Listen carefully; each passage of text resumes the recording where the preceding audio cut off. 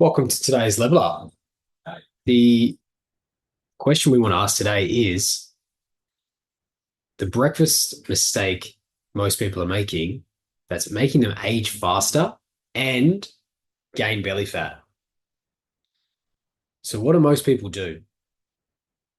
A common morning meal might include cereal, toast, maybe it's a muffin, often paired with a coffee. This is a high carb, low protein meal that causes an initial spike in your blood sugar, followed by a big drop, normally by 10, 11 a.m. Sound familiar? Energy's depleted, cravings hit hard, prompting a reach for a quick fix, sugars or stimulants. It's normally down to a couple of things. Either a lack of education around certain foods, what's healthy, what's going to keep me full, but also timing. Life for most people is pretty busy, especially in the mornings, especially if you have kids. So the easier option often is a high carbohydrate fix, toast, muffin, you name it. The other thing is preparation. One of the ways to get on top of sort of mornings being so busy is to have that prepped at another time so you can quickly, accessibly grab what you need to get. Easier said than done, and we'll touch on that a little bit later. So why is the high carb, low protein breakfast a mistake? Well, high carb meals without protein raise your insulin levels really sharply, which leads to a blood sugar drop when the insulin does its job too quickly. So what is insulin? It's a key hormone that regulates your blood sugar levels and plays a critical role in energy storage. When we eat, particularly carbs, insulin is released to help transport the glucose from the bloodstream and shuttle them into the cells for energy, or if we're sedentary, it'll be stored as fat.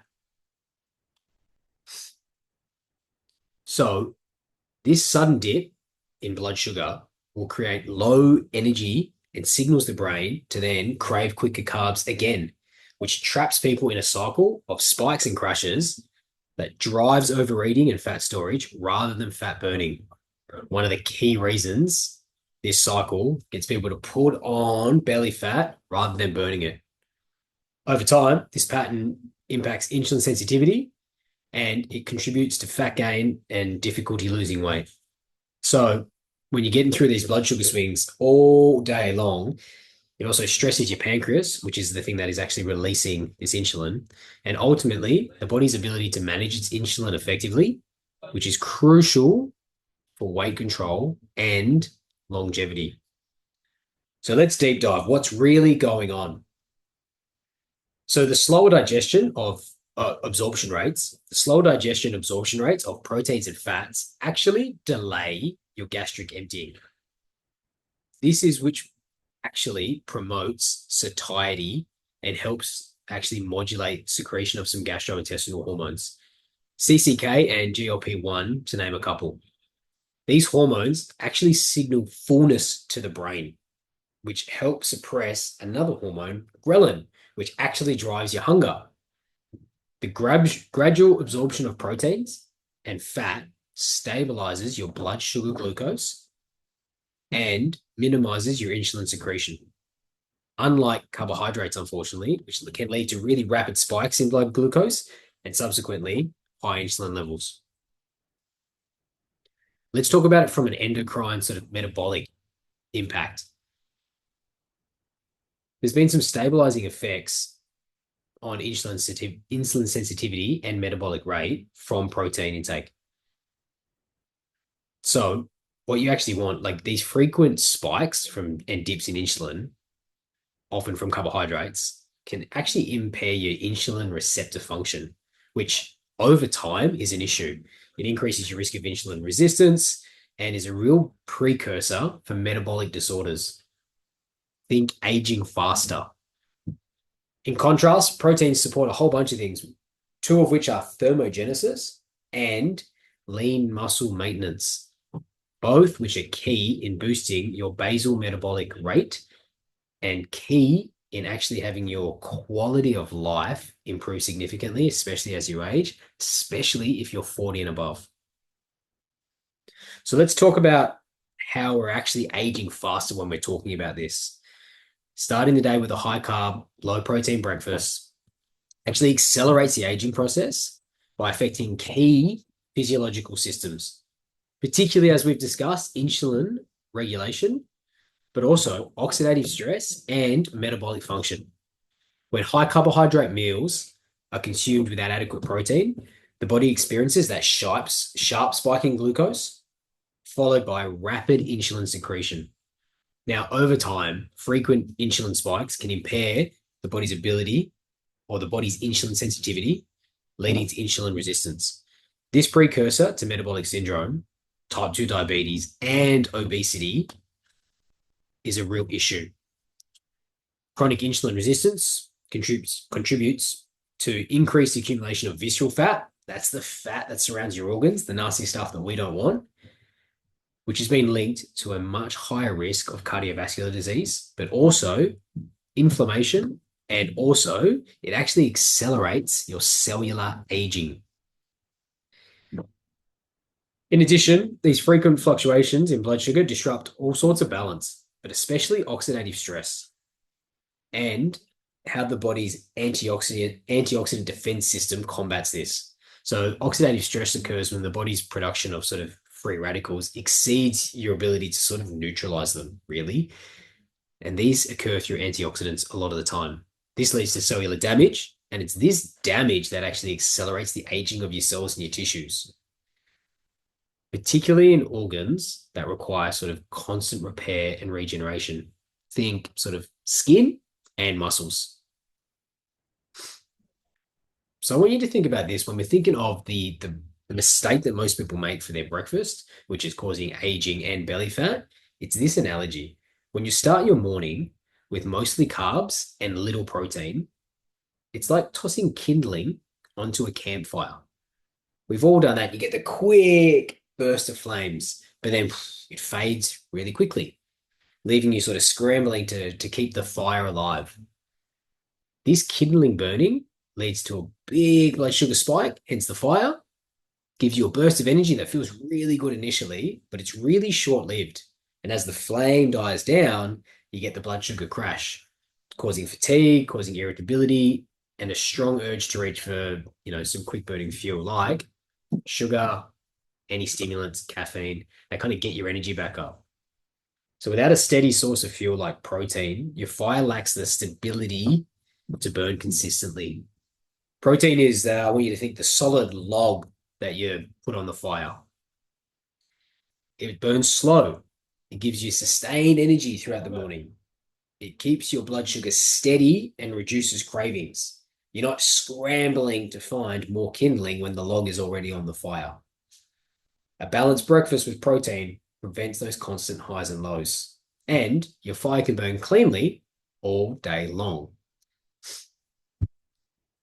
But just like a well-built fire, you need both kindling and logs. Your body actually thrives when you start the day with a balanced breakfast, and it's this foundation that we want to touch upon today. We often tend to lean towards a higher protein, higher fat breakfast, not because carbohydrates aren't important. It's just the overconsumption of carbohydrates is often occurring in the morning, which just doesn't set people up for the best day ahead. And then they have a subsequent amount of things that happen on the back of that. So I've got some examples for you. I like to call my favorite breakfast the executive breakfast. All it is high protein, high fat, and low to minimal carbohydrates. A couple of examples that I want you to take away from today. I've got the standard sort of egg profile. Any which way you want, I don't mind. I like to keep my morning breakfast pan to plate under 10 minutes. Anyone with kids will know that 10 minutes is sort of vital in actually being able to achieve that. Now, scrambled, poached, fried, omelette, I really don't mind. And I like to just quickly do that in one pan. I do an omelette a lot because then I can flip my omelette, 2 to 3 eggs in a little bit of pan, tablespoon of butter, and then I will just saute some veggies on the side. Super simple, super easy, 5 minutes and less, pan to plate. But there are some other options. If you're vegetarian or vegan, a scrambled tofu actually works amazingly well, and you'll get very similar results. I love a veggie omelette with a little side of Greek yogurt. Now, if you have sort of three large eggs, a couple of tablespoons of Greek yogurt, and obviously some spinach or some capsicum, sort of whatever vegetable of your choice, that is about a 30 gram of protein meal. Now, what we find, and one of the reasons the executive breakfast or the high protein, high fat breakfast works so well for people is because of the protein content in the meal. With the standard meal we see, let's say it's muesli, toast, maybe it's got a spread of jam on it, anything, maybe it's just a fruit smoothie. They're so low in protein, and we see when we do meal tracking and record with people that we get at least a 50% reduction in protein from people that don't do a high fat, high protein breakfast in the morning. Not only do you get all the downstream issues when you don't have that, so a lower protein consumption means your metabolism slows down, hence the fire analogy. What you don't realize is the first 50% of your protein intake actually goes towards your immune system and actually fighting and defending for you to keep you at optimal health. So when you're under eating your protein, it means that it has very little left over for things like muscle repair and to keep you in that fat burning zone. It does a couple of other things where normally under eating protein doubles with a overeating in carbohydrates.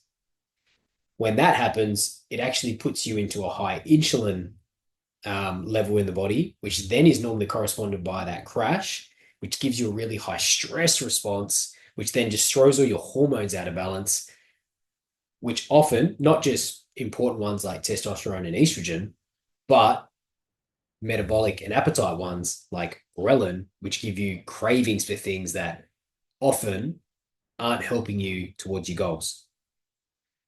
So that's why protein in the morning is so integral. It's also just trying to set people up for success. Life's pretty busy. Things happen. A lot of social things will happen at lunch, afternoon, and in the evening. So if we can get enough protein in early, it gives us the flexibility later in the day to be able to not stick to our plan if the day kind of throws that at us. If a social setting comes up, if a thing in the workplace comes up that's social, then we've done the hard work early to set ourselves up. Protein intake will be much higher, carbohydrate intake will be potentially lower, and we're feeling a lot better, which actually helps us stay on track longer. The other thing, when you undereat your protein at breakfast, what you'll find is people often overeat later in the day. Often looks like the form of snacking and sweets either at 3 p.m. or after dinner. And they'll be craving through that ghrelin response, something sugary to get a bit of a fix, which happens a lot less when you're fuller for longer from the protein. Back onto the examples. A couple of other quicker ones. You've got the protein smoothie. You know, my favorite go-to. It can be in the fridge. You can do it the night before, which is just, you know, you might just put 50-50 water to milk potentially. I use a full-fat organic dairy, but there are plenty of options out there. You might put a little scoop or two of Greek yogurt in there. I like to put a butter of some sort. An almond butter works particularly well, or an ABC butter, almond Brazilian cashew. All of them work great. And a scoop of protein. Now, if I'm really lazy, I'll add a scoop of greens in there or a scoop of reds just to get some of those antioxidants in there, just to get some more vitamins and minerals into that shake. But you could throw in some spinach and like a little bit of avocado or some chia seeds as well. You're going to get an amazing blend of protein, fats, and carbohydrates in that meal, and it's going to set you up for the entire morning, which will mean less snacking mid-morning, which will mean less stimulants throughout the morning, which is only going to benefit you later in the day. Now, that meal alone will have 20 to 30 grams of protein in it. When we're thinking about your day, the gold standard is 30% of your macronutrients or your calories should come from protein. When people eat a high carbohydrate breakfast, we find that it's about 15% of their day. We want breakfast to have 30 to 40 grams of protein in that meal alone. And every meal that I've described today will have somewhere between 30 and 40 grams of protein in it. And if it doesn't, it'll be super easy to add an extra little bit to get it there. The gold standard that I like to coach people with is 2 grams of protein per kilogram of your body weight. So if you're a 70-kilo individual, you would say 2 grams per kilo, which means you need 140 grams of protein for the day. And I don't mean it just has to come from meat.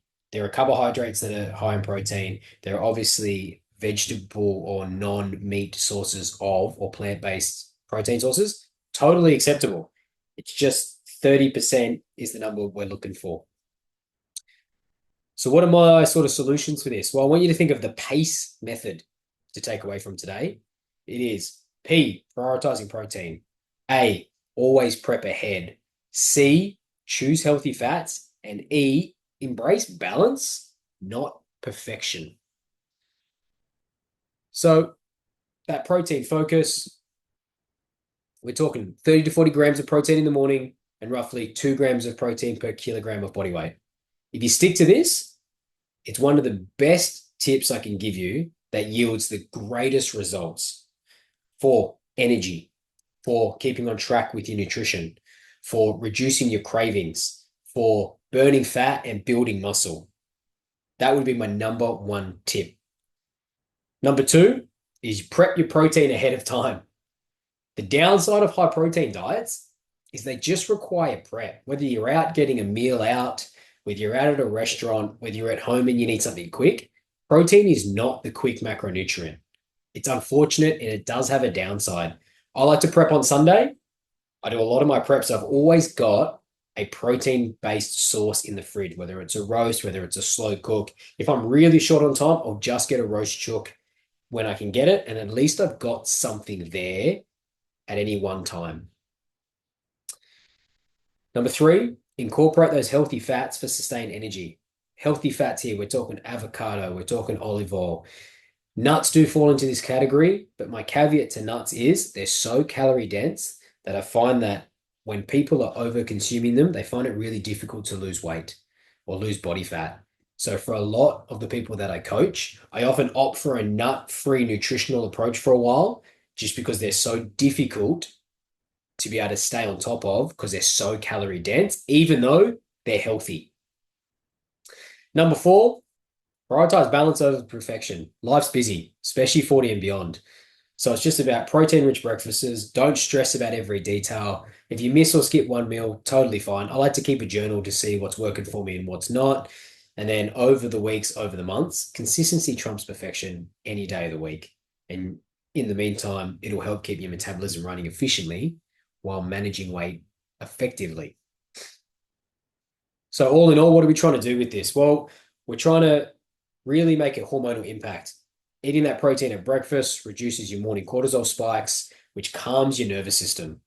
This reduces the stress response that could otherwise increase cravings and stress-induced eating later in the day. It's going to help with mitochondrial support. Things like eggs are rich in leucine, which is crucial for initiating muscle protein synthesis, which becomes particularly essential for maintaining lean mass in clients, especially as we age, which for people is integral because it gives you the lifestyle flexibility that most people are actually after. It's going to help with your insulin regulation. High protein helps regulate insulin more effectively than just high carbohydrates, which is one of the big heavy hitters in hormonal balance, which is one of the big things in actually helping reduce someone's belly fat in the long run. And in terms of aging, it's going to help with oxidative stress control. This insulin response which is managed, isn't going to cause as much inflammation and as much oxidative stress. And then especially if we add in things that are antioxidant rich into our meals, spinach and berries, which are easy to any of the meals that are added, it's going to help your body repair from this oxidative stress. Last but not least, protein and fat synergy is incredible. What it does is it slows down what's happening in your gut. And when this happens, you get less cravings, which means you get less overeating, which means you get a higher metabolism, and it means you stay in shape easier with less effort. That's the high protein, high fat, low carb breakfast, otherwise known as the executive breakfast. My number one tip on how to start your day to feel 10 years younger and drop that stubborn belly fat that you want to get rid of. Any questions? So I did miss a chunk. Sorry, Sam, I had a phone call. I do have one question. Yep. So you talk about the amount of protein for the day. Now, Yep. if you get to the end of the day and you have a look at your numbers and you're like, I'm kind of maybe say 40, 50 grams short Yep. for the day, am I better off having it? Like, and when I say end of the day, I mean like, 8 p.m. kind of thing. So it's not quite time for bed, but you post all your meals, I guess. Are you better off having it at night or holding over to the next day, or what's the advice there? I'd bridge the gap. So 40 to 50 at that time of night is probably it's a little bit to catch up on. Yeah. I'd probably opt for 20, 25, and just kind of split the difference. It's not going to be so much that let me reverse. I wouldn't just fast through, mainly because it'll give you a blood sugar response around about somewhere between 12 and 2 a.m., which will either, if you look at your stats, it'll make your sleep, the quality not as good because your blood sugar will be dysregulated, or you'll wake up starving and you'll overeat at breakfast. And most people, when they're under those things, their ghrelins wreaking havoc and they'll reach for carbohydrates. So I'd reverse engineer it and just do about 20 grams. Maybe it's some yogurt, maybe it's a protein smoothie, maybe it's Greek yogurt with some protein in it. It's a pretty good dessert that acts as a protein carrier. And that way you're just going to bridge that gap. You're not going to get so much in your system that it's a heavy meal that also dysregulates your blood sugar at midnight, 2 a.m., but it's enough just to settle the stomach. If you can make it into something that also ticks another bucket, that's a bit desserty, even better, because it ticks kind of two boxes for most people. And then in the morning, you're not going to be so starving that your body, it's just hard to make good choices when your body's dragging you down with those hormonal things. Yeah. But it could And be if I had like leftover steak or something like that, I'd also opt to eat that at that time. I'm kind of 50-50 depending on where I'm at for that day. and you wouldn't make up for that deficit next morning? Like take that deficit. So if you say you were 20 grams out the previous day, you wouldn't top it up the next day. Now, I'd use the No. day. If it's happening every day, I'd come up with a new system. A one-off here or there Yeah. isn't going to be the end of the world. Okay. Like truly, like Right. 20 grams here, 20 grams there. Like that's not going to be the make or break. If it's happening regularly, then I would actually look at what's happening in the rest of my day. I like to honestly have my dinner with the least amount of protein. Like I only really need Mm. to have like 20 grams left in my dinner, 25 grams, because then I'm great. I've done so much good work throughout the day. Because if I was going to eat, or sorry, if I was going to overeat any macro, I'd want it to be protein. So like, Okay. let's just say somebody's 100 kilos because it's the easiest. It means they need 200 grams of protein. I'd have no qualm somebody going to 220. So you're always better off to overeat your protein macro than any other macro. Okay. Great. Thanks. No problem at all. Anything else while I got you? Otherwise, thank you very much. No, sorry about last week or the week before, I think it was. I No, was no, a bit that's all late. right. I think we've sorted it now. For those listening, Excellent.